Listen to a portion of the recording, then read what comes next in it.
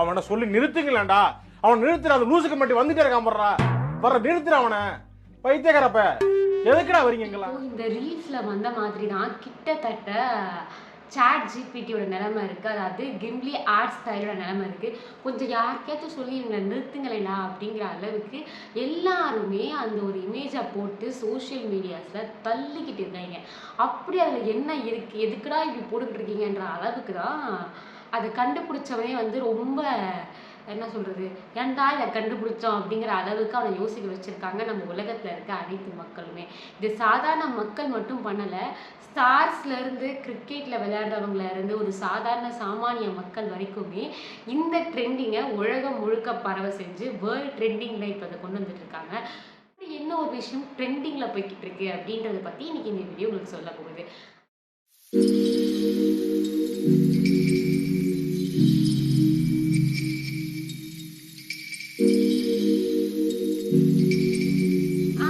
வணக்கம் and welcome மக்களே, நான் உங்கள் கண்மணி தான் பேசிட்டு இருக்கேன். நம்ம இன்னைக்கு இந்த வீடியோவில் பார்க்க போகிற ஒரு விஷயம் என்ன அப்படின்னு பார்த்தீங்கன்னா, இன்னைக்கு டேட்டில் இது ரொம்ப ட்ரெண்டிங்காக இருக்குது. சோஷியல் மீடியாவை திறந்தோடனே ஃபேஸ்புக்காக இருக்கட்டும், இன்ஸ்டாகிராமாக இருக்கட்டும், வாட்ஸ்அப் ஸ்டேட்டஸாக இருக்கட்டும், ட்விட்டராக இருக்கட்டும், எக்ஸ் தளமாக இருக்கட்டும், இந்த மாதிரி எந்த சோஷியல் மீடியா தளங்களை திறந்தாலுமே இந்த ஒரு பிக்சர் எல்லாருமே ட்ரெண்டிங்கில் பார்த்து தரும். அதாவது கிம்ப்ளி ஆர்ட் ஸ்டைல். ஸோ நம்மளோட பிக்சரை வந்து ஒரு பர்டிகுலர் ஆப்பில் நம்ம போஸ்ட் பண்ணோம் அப்படின்னா அந்த ஆப்பில் இருந்து நம்மளை வந்து ஒரு அனிமேட்டட் ஃபிகராக மாற்றி தரும், ஒரு அனிமேட்டட் ஒரு பொம்மையாக மாற்றி தரும். ஸோ என்ன பிடிச்சிருக்குன்னு தெரியல, மக்கள் வந்து இது எல்லாருமே தங்களோட பிக்சர்ஸை வீடியோஸை போஸ்ட் பண்ணி தங்களையுமே ஒரு அழகான ஒரு பொம்மை வடிவத்தில் பார்க்கணும்னு ஆசைப்பட்டு எல்லாருமே இந்த பிக்சர் வந்து அப்லோட் பண்ண ஆரம்பித்தாங்க.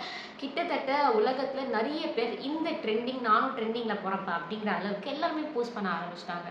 இதில் இப்போ என்ன பிரச்சனை அப்படின்றது தான் முக்கியமான பிரச்சனையாக இருக்குது. இப்போது மனுஷன் செஞ்சுட்டு இருந்த எல்லா வேலையுமே வந்து இப்போது மிஷின்ஸும் ஆப்பு, ஏஐ இந்த ஒரு விஷயமே செய்ய ஆரம்பிக்குது. உதாரணத்துக்கு நம்ம பண்ணுற ஒரு கதையாக இருக்கட்டும், நம்ம வந்து ஒரு போஸ்டருக்கு எழுதுகிற கண்டென்ட்டாக இருக்கட்டும், இல்லை வந்து நம்ம ஒரு ஒரு சின்ன லைன் கொடுத்து அது ஒரு கண்டென்ட்டாக கொடுக்குறதா இருக்கட்டும், இதுக்கெல்லாம் இப்போ மக்கள் தேவையே இல்லை. கூகுள்லாம் தாண்டி, சேட்லாம் தாண்டி இப்போ ஒரு ஏஐ இந்த விஷயத்த பண்ண ஆரம்பிச்சிருச்சு. ஸோ அந்த மாதிரி தான் இப்போ ட்ரெண்டில் மக்கள் எல்லாருமே வந்து டவுட் கேட்குற ஒரு இடத்துல வச்சுருக்க ஒரு விஷயம் என்ன, தனக்கு இங்கிலீஷ் தெரியல, தமிழ் ப்ராப்பராக தெரியல, இந்த இடத்துல தமிழில் ஒரு கண்டென்ட் வேணும், இல்லை இங்கிலீஷில் ஒரு கண்டென்ட் வேணும், ஒருத்தர்கிட்ட நான் ப்ரொஃபஷ்னலாக பேசணும், அதுக்கு கண்டென்ட் வேணும் அப்படின்னா வந்து சாட் ஜிபிடி அப்படின்ற ஒரு விஷயம் வந்து எல்லாருமே இப்போ நார்மலாக பயன்படுத்துகிற ஒரு விஷயமா ஆயிடுச்சு. மனுஷனை யோசிக்கவே விடாத அளவுக்கு இப்போ இந்த ஏஐ சாஃப்ட்வேர்ஸ் எல்லாமே வர ஆரம்பிச்சிருச்சு.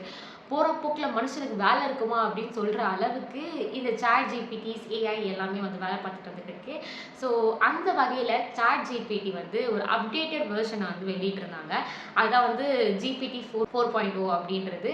ஸோ அந்த ஜிபிடி 4.0 தான் நீங்கள் வந்து உங்கள் பிக்சர்ஸ் அப்லோட் பண்ணிங்கன்னா அது ஒரு அனிமே ஸ்டைலில் மாற்றி கொடுக்கும். ஆல்ரெடி வந்து எலான் மஸ்கோட குரூக் அப்படின்ற நிறுவனம் இந்த வேலையை பார்த்துட்டு இருந்தாலும் சமீபத்தில் தான் இது ரொம்ப ட்ரெண்டிங் ஆச்சு. அது எப்போ அப்படின்னா சாட் ஜிபிடி தங்களோட அப்டேஷனை முடிஞ்சு ஜிபிடி 4.0 அப்படின்ற ஒரு வேர்ஷன் வந்ததுக்கு அப்புறம் தான் இது ரொம்ப பிரபலமாக ஆரம்பிச்சது. அதாவது கிம்ப்ளினா என்ன அப்படின்னு நார்மலாக கேட்குறவங்களுக்கு, இங்கே நிறைய பேர் எப்படி வந்து பிடிஎஸ் பார்த்து எனக்கு பிடிஎஸ் பிடிக்கும் அப்படின்னு சொல்லிட்டு இருந்தோமோ, அதே மாதிரி பிடிஎஸ்க்கு ஃபேன் ஒரு பக்கம் இருந்தாலும் அனிமே ஃபேன்ஸ் வந்து இங்கே ரொம்பவே அதிகம். அனிமே அப்படின்றது வந்து ஒரு கார்ட்டூன், நம்ம வந்து ஏஐயில் பண்ணிடலாம் அப்படின்னு நீங்கள் சொல்கிற மாதிரி கிடையாது.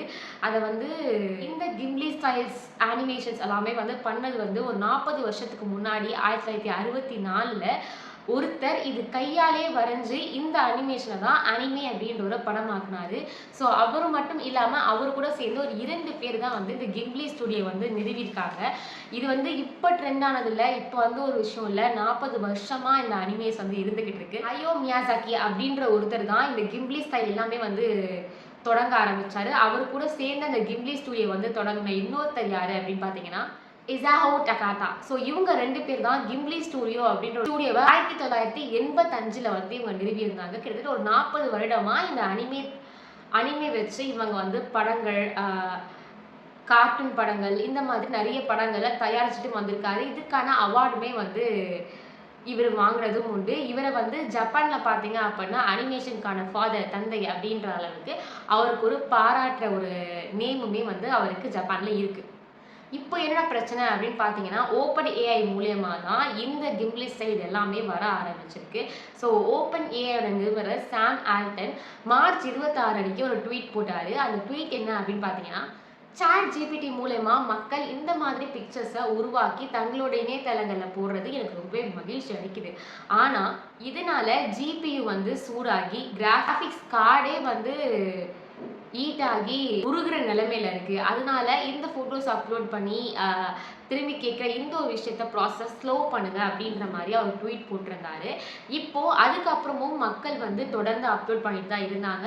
அதுக்கப்புறமும் இல்லாமல் அவர் அந்த ட்வீட்லேயே சொன்ன இன்னொரு விஷயம் என்னன்னா, ஸோ கொஞ்சம் நீங்கள் ஸ்லோ பண்ணுங்க, நாங்கள் இதை அப்டேட் பண்ணி இன்னொரு வெர்ஷனாக கொண்டு வரும், அதில் நிறைய ரூல்ஸ் அண்ட் ரெகுலேஷன்ஸ் இருக்கும் அப்படின்ற மாதிரி அவர் சொன்னதுக்கப்புறம் இந்த ட்வீட் போட்டதுக்கப்புறம் சாட் ஜிபிடி வந்து என்ன அப்டேட் பண்ணாங்க அப்படின்னா, ஒரு நாளைக்கு 3 படங்கள் தான் வந்து உங்களால் பண்ண முடியும் அப்படின்ற மாதிரி அப்டேட் பண்ணியிருந்தாங்க. அதுக்கு மேலே நீங்கள் பண்ணீங்க அப்படின்னா பே பண்ணி பண்ணுற மாதிரி இருக்கும் அப்படின்னு சொல்லும் போதும் அந்த ஒரு அப்லோட் பண்ணி பிக்சர் வாங்குற இந்த ஒரு செயல் வந்து குறையவே இல்லை, அதிகமாக மட்டும்தான் ஆகியிருக்கு. ஸோ அதுக்கப்புறம் சாம் ஆல்டன் திரும்பியும் வந்து மார்ச் 30 அன்னைக்கு இன்னொரு ட்வீட் போட்டிருந்தாரு.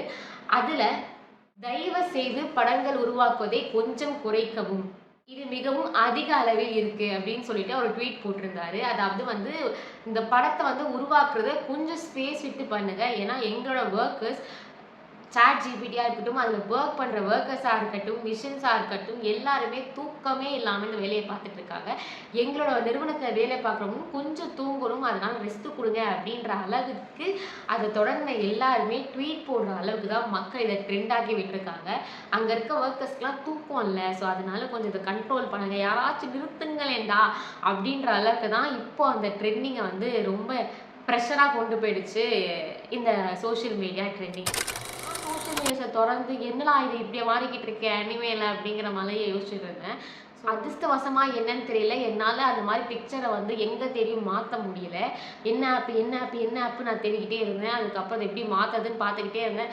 எனக்கு கிடைக்கடா, விருத்துட்டு நான் ஏன்டா மாற்றணும் அப்படிங்கிற மாதிரி எனக்கு ஆயிடுச்சு. ஸோ கொஞ்சம் ஸ்டாப் பண்ணிடலாமே, பாவம் அவங்களும் கொஞ்சம் ரெஸ்ட் எடுக்கட்டும் அப்படின்ற மாதிரி தான் இருந்தது.